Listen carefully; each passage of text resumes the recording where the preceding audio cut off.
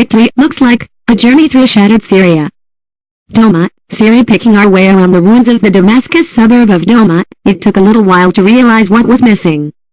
There were women carrying groceries, old men droning by on motorbikes and skinny children heaving jugs of water home.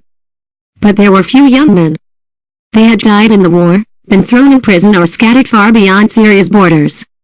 Now, it had fallen to survivors like Carol, a 59-year-old, round-faced grandmother, to reckon with their absence.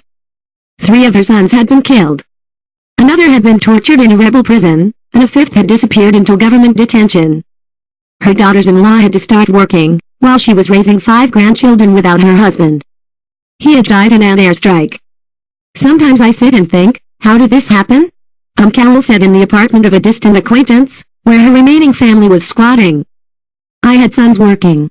Everything was normal, and suddenly I lost them. I had a husband. I lost him, too. I have no answers. God forgive whoever was behind this. Then she burst out, forgive them, don't forgive them, what difference does it make? I wish I could find whoever destroyed this city. I would kill him. Ruin and recovery, allotted unequally. After 8 years of civil war, the Syrian government now controls much of the country, and on Tuesday it appeared closer than ever to seizing control of Idlib, the last of the rebels' territory. Whether President Bashar al-Assad will win has not been in doubt for some time. We 3 journalists with the New York Times had come to Syria to see what his victory looked like.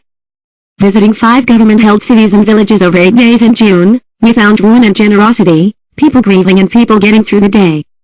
Suffering had been unequally distributed, landing most heavily on the poor and on former rebel-held areas. The recovery, too, was unevenly shared. In Damascus, the capital, a gleaming $310 million mall, built during the war not far from a mountain where government forces once launched artillery shells at rebel territory, echoed with the clacking of high-heeled shoppers. In nearby Douma, which was rebel-held for most of the war, running water was still more aspiration than reality. In the government stronghold of Latakia, on the Mediterranean coast, mothers wept beneath photographs of dead sons.